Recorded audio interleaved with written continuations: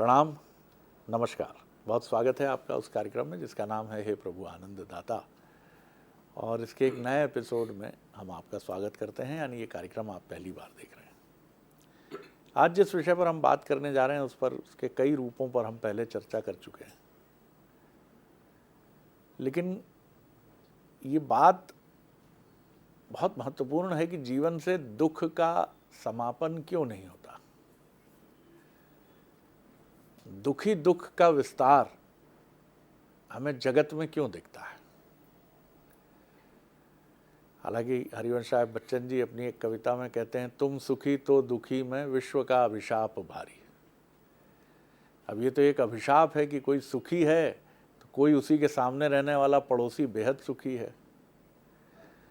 अब ये पूरी प्रक्रिया है जीवन की, लेकिन ये दुख की जो छाया है इसका इतना अटूट विस्तार हो जाता है, इतना अटूट विस्तार हो जाता है कि धीरे धीरे आँखों में आशा की ज्योति धुंधला जाती है, चेहरे की एक एक झुर्री बताती है कि आपका जीवन गहरे दुख से गुजरा है। और फिर इसमें कई लोग स्वांग और नाटक करने लगते हैं कि नहीं, दुखी नहीं है। ये एक मनोवैज्ञानिक समस्या है। बहुत अच्छी बात प्रधानमंत्री ने परीक्षा को लेकर बात की, जब वो विद्यार्थियों से संवाद कर रहे थे। उन्होंने कहा सप्रेशन नहीं, एक्सप्रेशन, दमन नहीं, अभिव्यक्ति। अपनी बातों को छिपाना नहीं है, कहना है। तो ऐसे लोग भी मैंने जगत में देखे जो अपने दुख को छिपा के, और इसके लिए वो ऐसे स्वांग करते हैं कि जब लोग समझते हैं पैसा नहीं है तो वो कार खरीद लेते हैं, भले ही ऋण का भयानक भार ले लें कि जिससे किसी को ये मैसेज ना जाए कि मेरे ऊपर आर्थिक संकट है। ये बताता है कि हमारे भीतर दुख कितना गहरा है। कई बार तो हमारे दुख से अधिक हम इस बात से दुखी होते हैं कि किसी को पता ना चल जाए कि मैं दुखी हूं। तो आखिर इस दुख से, तथाकथित दुख से, क्योंकि हमारी ही दृष्टि भेद है, ये सुख और दुख नाम की जो छाया में हमने जीवन को बांट रखा है। सुख के लिए हम किसी पक्षी की तरह जो स्वाति नक्षत्र में बूंद गिरती है वैसे मुंह उठाए आसमान की तरफ टकटकी लगाए देखते रहते हैं कि सुख की बूंद गिरे और जीवन आनंद की तरफ चले। लेकिन कितने लोग हैं जो इससे मुक्त हैं। मैं भी देखता हूँ, स्वयं को भी देखता हूँ, बाहर भी देखता हूँ, तो मुझे ऐसा लगता है कि हमको भी दुख ने मारा, तुमको भी दुख ने मारा, इस दुख ने सबको मारा, इस दुख को मार डालो। कौन मारेगा? बिल्ली के गले में घंटी कौन बांधेगा? आपका दुख है तो क्या पड़ोसी दूर करेगा उसको? आपकी पीड़ा है, कर्म से है, प्रारब्ध से है, पूर्व नियोजित है, प्रस्तावित है, प्रायोजित है, तो कौन दूर करेगा? आज इसी को समझेंगे। बड़ा सरल सा प्रतीत होने वाला अत्यंत कठिन विषय भी है ये। तो चलिए सीधे चलते हैं भगवत गीता के अध्येता, मानस मर्मज्ञ प्रोफेसर डॉक्टर सुरेंद्र बिहारी गोस्वामी जी के पास। प्रणाम कर रहा हूँ डॉक्टर जी। आपने एक बात कही कि इस विषय पर हम लोग कई बार चर्चा कर चुके हैं जी, लेकिन उसके साथ मुझे एक बात ध्यान आया, लोग अपनों को पूछते भी हैं, रिश्तेदार, नातेदार, मित्र, इष्ट, बंधु, और उनसे कहते भी कभी आओ सुख दुख की बात करेंगे। सुख दुख की बात, यानी हम जब भी बात करते हैं उस बात में सुख या दुख तो होता ही है। तो हमारी चिंतन के मूल में सुख दुख होता है। इस पर भी आपने प्रकाश डाला है, अपने विवेचन में बता ही रहे थे कि ये मन की वृत्तियों से उत्पन्न होने वाली अनुभूति को सुख दुख कहते हैं जी।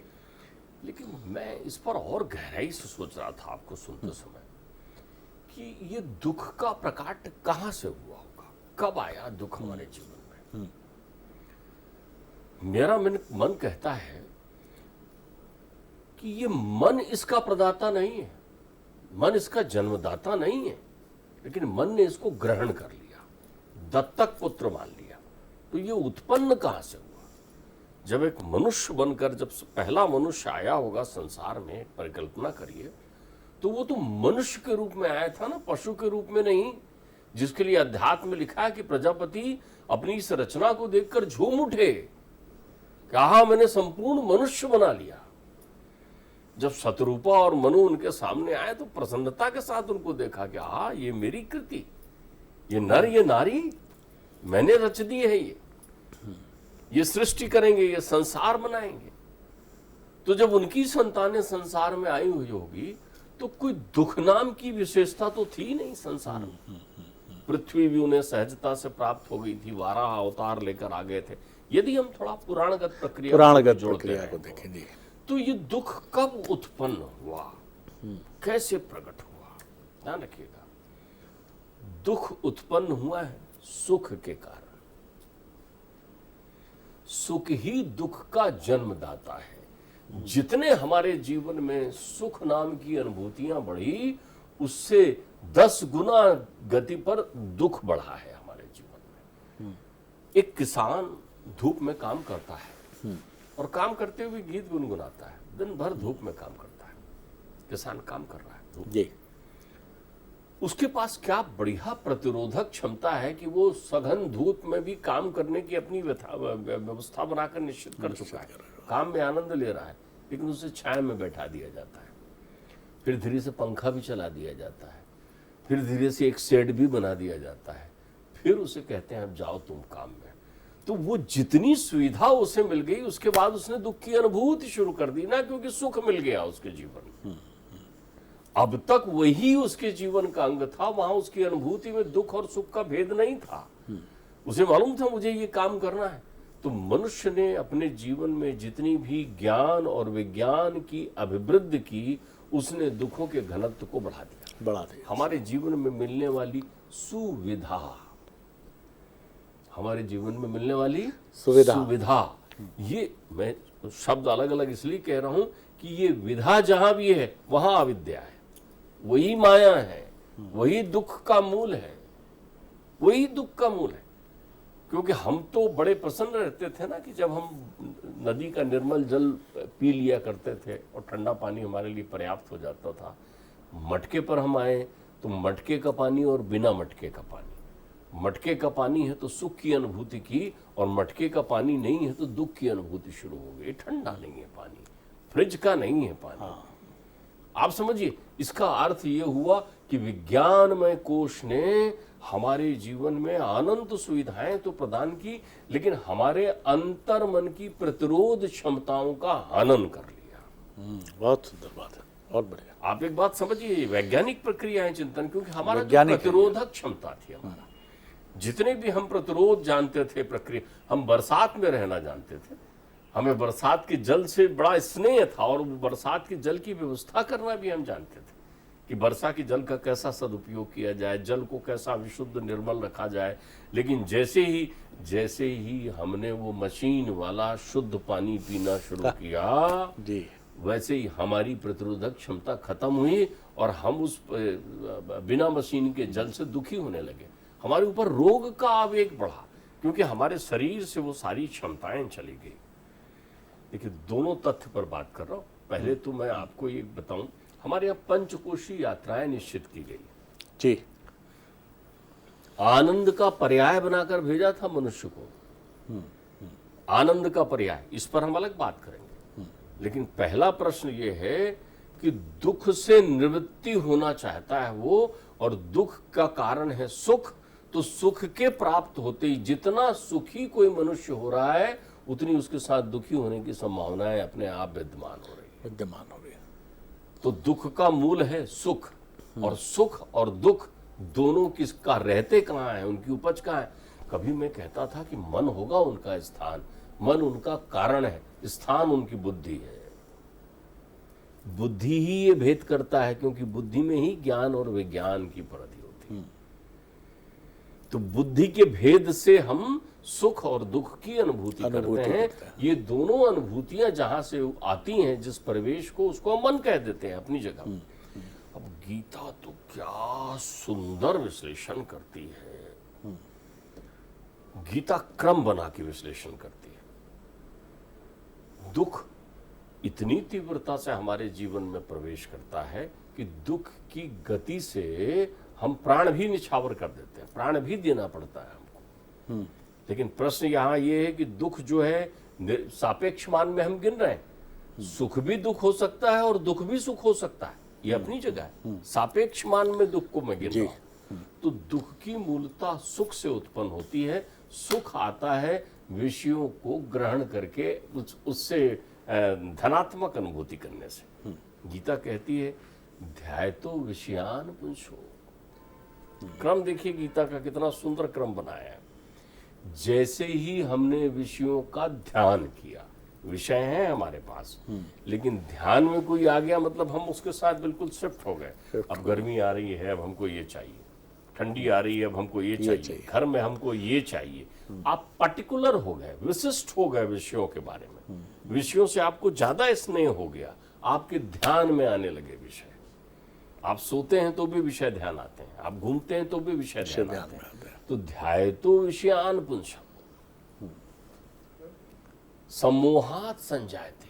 अब उसके बाद दुख ने एक स्वरूप लिया आपके जीवन, वो मोह बनकर आ गया आपके जीवन। विषय ने किसका स्वरूप ले लिया? परिवर्तित हो रहे हैं आप देखिए, परिवर्तित हो रहे हैं। विषय आए जीवन में समयोचित आपके सब उपयोग के लिए आए हैं विषय। कर्म करिए, विषयों का संपादन हो जाएगा। शब्द, स्पर्श, रूप, रस, गंध जो भी मिले हैं, इनका बहुत अच्छा समन्वय उपयोग कर रहा था व्यक्ति। लेकिन उनको उपयोग करने में जितना वो कृत्रिम होता चला गया, प्रकृति से दूर होता चला गया, उसने उतने ही प्रकृति के करीब जाने पर उसको दुख की अनुभूति होने लगी। तो विषय जब तक प्राकृतिक थे तब तक ध्यान नहीं आए, लेकिन विषय जब जैसे ही अप्राकृतिक यानी कृत्रिम हो गए तो उसमें फिर संगात संजाए थे। फिर आपको सुविधा असुविधा ये संग है। ध्यायतो विषयान पुंसः सम्मोहात् संजायते। मोह आ गया आपके जीवन में, अब आप आसक्ति आ गई। फिर मोहात् जायते सम्मोहात् संजायते कामा। इच्छाएं हो गई आपके पास। क्या स्वरूप ले रहा है? उस बहुरूपणी स्त्री की तरह रूप ले रहा है, देखते जाइएगा। मोह ने काम का रूप धारण कर लिया, काम ने इच्छाएं बना दी। आवश्यकता आविष्कार की जननी हो गई समानी। इतनी अनंत आवश्यकताएं आपके पास आ गई अनंतता के साथ में कि वो आपको लगने लगा प्रथम दृष्टिया कि हमें सुख दे रहा है, लेकिन सुख नहीं दे रहा था। वो जितनी बढ़ी उतनी आप 99 के फेरे में आ गए। वो गिनती बनी है ना कि 99 कौड़ी गिन रहा है, वो रख दी उसके सामने 99 कौड़ी। अब उसको तो 100वें कौड़ी की तलाश हो गई नहीं। तो 99 कौड़ी सुख था और 100वां कौड़ी जो आया वो दुख हो गया। दुख हो गया। 99 उसी पर निछावर कर रहे हैं ना आप 100वें कौड़ी पर। आप समझिए, मैं गीता की बहुत गहरी बात को सरलता से व्यक्त करने का प्रयास कर रहा हूं। काम आ गया। काम ने क्या किया? क्रोधेन अभिजायते। जब वो इच्छाएं पूरी नहीं होने लगी तो आपके जीवन में एक हलचल होने लगा। दुख का विकृत स्वरूप क्रोध है। बहुत दुखी आदमी क्रोधी हो जाता है। बहुत सुंदर, बहुत सुंदर। बहुत दुखी आदमी क्रोधी हो जाता है। बहुत सुंदर बात। उसकी शब्द संरचनाएं विरक्त हो जाती हैं, वो वाचाल भी हो जाता है। दुख का संबंध दीनता से नहीं है। जो बहुत सुखी होता है उसके बहुत दुखी होने की संभावना होती है, ध्यान रखिएगा इसमें। सुदामा दुखी नहीं है तो सुदामा समृद्ध है। शबरी दुखी नहीं है, सबरी समृद्ध है। दुख तो आपके पास है। सबरी तो कह रही मैं 1000 साल हो गए प्रभु जी, हजारों वर्ष से मैं यहाँ गुरु जी के आश्रम में रही। अब देखो ना, गुरु जी ने तो कह दिया था राम आएंगे, अब गुरु जी अभी चले गए। उन्होंने मुझे बताया था कि सुनो वो अभी चित्रकूट में हैं, अब मैं रुक नहीं पाऊंगा शबरी, लेकिन तू अपने प्राण रोक, वो आएंगे। शबरी को पीड़ा नहीं है, सबरी को दुख नहीं है, क्योंकि सबरी के पास सुख भी नहीं है। सबरी को तो प्रतीक्षा आनंद की थी ना कि सच्चिदानंद आएंगे मेरे पास। सच्चिदानंद आएंगे। हम तो आनंद के लिए आए थे ना यहाँ पर, लेकिन अटक कर रह गए। विषयों को ध्यान कर लिया तो सुख बन गया, और विषयों का सुख ही हमारे पास आवाओं में दुख बन गया। दुख बन गया तो संग का दोष आ गया, वो विधा आ गई हमारे जीवन में। हम उसके बिना रह नहीं सकते, हम कार के बिना चल नहीं सकते। तो कार तो हमारे सुख के लिए आई थी, नहीं महान दुख लेके आ गया। कार उठा के ले गया, कर्ज नहीं दे पाया तो बाहरी दुखी, कार नहीं है। और आपसे ज्यादा दुखी तो पड़ोसी आपको खड़ेगा। अरे कार आपकी बिक गई, अब आप दुखी। कार में बैठे न बैठे, लेकिन पड़ोसी ने आपको और दुखी कर दिया ना, तो इस सुख सुविधाओं ने आपको अपनी प्रक्रिया की ना, विधा ने। तो अब क्रोध आ गया। अब क्रोध का एक बहुत सुंदर लक्षण गीता कहता है, क्रोध के उत्पन्न होने से क्या होता है? बुद्धि, स्मृति विभ्रंश। अरे स्मृतियां अब आपकी विभ्रंश हो गई, चौतरफा घूमने लगे, आप क्या करूं, किधर करूं, किसको क्या कर लूं, आप बौरा गए, मतवाले हो गए आप। तो स्मृति विभ्रंशात बुद्धिनाशेत, और बुद्धिनाशात प्रणश्यति, बुद्धि के नाश होने से आप प्राणों का संकट हो गया। तो देखिए दुख कहां से आ गया? विषय का ध्यान करने से। तो विषय तो आपने ध्यान किया है ना अपनी प्रक्रियाओं में, विषय आपके ध्यान की विषय वस्तु नहीं थे, ध्यान के लिए नहीं थे विषय आपके लिए, विषय आपके सदुपयोग के लिए थे, बने हैं। शब्दों का उपयोग करो ना, स्पर्श का उपयोग करो ना, रूप का उपयोग करो ना, रस का उपयोग करो, बिल्कुल ठीक है। तन्मात्राएं हैं आपके जीवन में प्राप्त हो रही हैं। तो फिर एक मनुष्य दुख का अंत कब कर लेगा? आ तो गई, प्रत्येक व्यक्ति के जीवन में संसार की धरोहर हो गई दुख। ध्यान रख लीजिएगा, दुख चूंकि सुख से उत्पन्न हुआ है, तो जब भी दुख शब्द का उपयोग करो तो उसमें सुख को समाहित मानो। लोग तो सुख दुख कर देते हैं, कितने चतुर लोग, कितने चतुर लोग हैं। दुख ही है। आपने कहा मेरे घर सुख आया, अरे भैया ये दुख आ गया। क्यों? वो आया ना, तो उसके साथ तो चिपका हुआ चला आ रहा है दुख। धन आ गया, अरे सुखी हो गया, अब दुखी करेगा तेरे को। ये ऐसा बन गया। जब भी आप सुख शब्द कहते हैं तो वो दुख से विरक्त नहीं है, दुख उसमें ही चिपका हुआ है। बल्कि कई बार तो ऐसा लगता है कि सुख में भी दुख चलता रहता है। आप ये सोचो, कितनी अच्छी बात। आप ये देखो कि इसीलिए तो चतुर सुजान को आप ये देखो ना, मुझे तो मैंने भागवत कम से कम सैकड़ों बार पढ़ी है, पुराणों को न जाने कितनी कितनी बार पढ़ा है, अलग अलग पुराणों में अलग अलग स्वरूप लिया है। मैं 2-3 प्राणियों को गहराई से चिंतन करके देखता हूं कि इनके मन में कामनाएं नहीं आई होगी। अरे वो आदमी जो केवट है भाई, जो केवट है जात का, जो इधर से उधर नाव में पार लगा रहा है, अभी आपको समझ में आ रहा होगा नाव वाले लोगों की धन की कितनी आर्थिक विकास हो रहा है कुंभ के मेले में। आप देख रहे होगे क्या ले रहा है वो आपसे पैसे, कैसे लेता है वो आपसे पैसे। तो वैसे उस काल में गरीब व्यक्ति झोपड़ी बनाकर गंगा के किनारे रह रहा है, राजा आ गया है भाई, वो कह रहे हैं नहीं बैठाऊंगा, पैर धोऊंगा, मेरी नाव तुमने नारी बना दिया तो क्या होगा। उसके भाव देखिए कितने सुंदर। उसको अंगूठी दे रहे हैं, अंगूठी, वो अंगूठी आप समझ रहे हैं कौन सी अंगूठी दे रहे हैं उसको, लेकिन उससे सुख नहीं चाहिए। वो कितना चतुर है, उसे सुख चाहिए ही नहीं, अंगूठी से सुख मिल जाता उसको जो चाहिए वो ले रहा है, आनंद। ध्यान रखिएगा, मैंने एक तथ्य सोचा कि जंगल की कंदराओं में बैठे हुए ऋषि मुनि क्या दुखी होंगे क्या? वो जब वहां उनको वर्षा का मार और ताप सहना होता होगा तो क्या दुखी होंगे क्या? चट्टान कभी गर्मती नहीं होगी क्या? वहां भीड़ों में उनको ये मच्छर और कीड़े मकोड़े और सर्पदंश चुभते नहीं होंगे क्या? इसका कोई उल्लेख क्यों नहीं है कहीं? क्यों? क्योंकि उन्होंने सुख और दुख का भेद किया ही नहीं था। बहुत सुंदर। उन्हें कोई सुख नहीं चाहिए था जी। तो उन्हें चाहिए क्या था? जैसे ही आप सुख का नाश कर देते हैं वो दुख, वो आनंद बन जाता है। बहुत बढ़िया। तो एक दुख जो है सुख के साथ जुड़ा ही हुआ है। तो हर वो व्यक्ति जो अपने आप को सुखी समझता है, समझ रहे, वो दुखी है। आपकी बात से इतनी सुंदर बात मेरे मन में आई, आपको भी बड़ा आनंद ही आएगा, आना ही चाहिए कि आजकल जब सेल लगती है तो हम पढ़ते हैं बाय 1 गेट 3। अब आप लेके आ रहे हो दुख, समझ रहे हो सुख। आप सोचिए, मेरी बात को थोड़ा सा गहराई से जाइएगा। आपने लिया सुख है तो उसके साथ तो फ्री में मिल रहा है दुख।